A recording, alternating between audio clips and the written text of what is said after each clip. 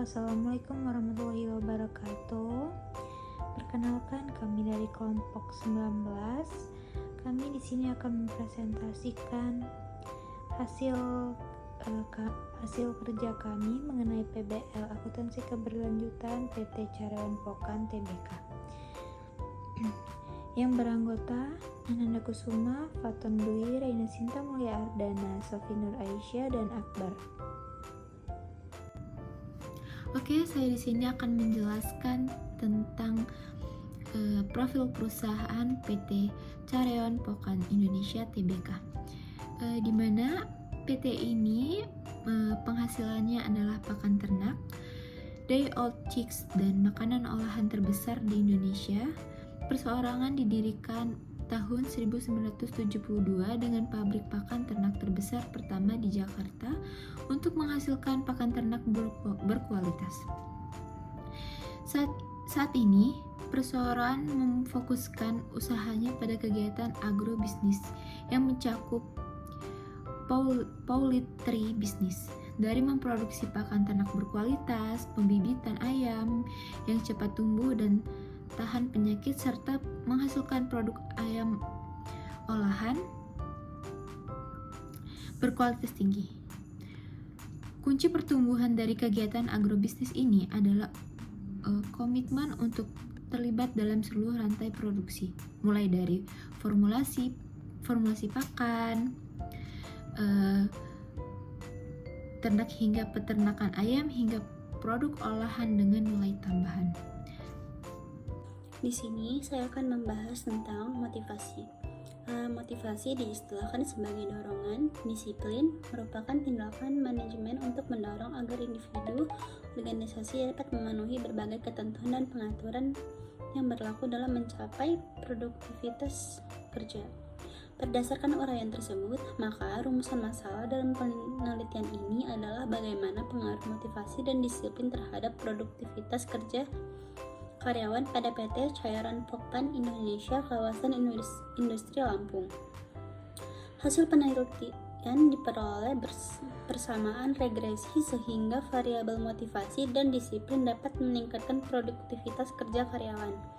Hasil koefisien determinasi yang diperoleh nilai ini menunjukkan bahwa motivasi dan disiplin berpengaruh terhadap produktivitas kerja karyawan, sisanya dipengaruhi oleh variabel yang lain. Maka dapat disimpulkan bahwa motivasi dan disiplin secara simultan atau bersama-sama berpengaruh terhadap produktivitas kerja. Secara parisal berpengaruh terhadap produktivitas kerja, serta secara parsial berpengaruh terhadap produktivitas kerja. Kesimpulan ini adalah bahwa ada pengaruh motivasi dan disiplin terhadap produktivitas kerja karyawan baik secara simultan maupun secara parsal pada PT Caryawan Pokan Indonesia kawasan industri Lampung.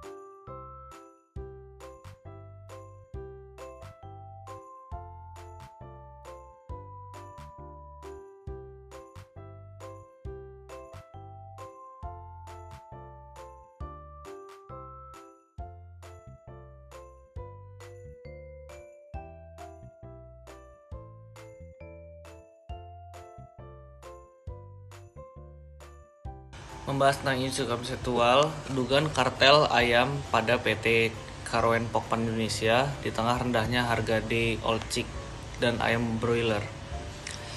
Belum lama ini Komisi Pengawasan Persaingan Usaha atau KPPU menggelar investigasi untuk mengumpulkan bukti-bukti pelanggaran pasal 11 Undang-Undang Nomor 5 Tahun 1999 tentang praktik monopoli dan persaingan usaha. Hasil penyelidikan KPPU terdapat 12 pelaku usaha yang terindikasi kartel.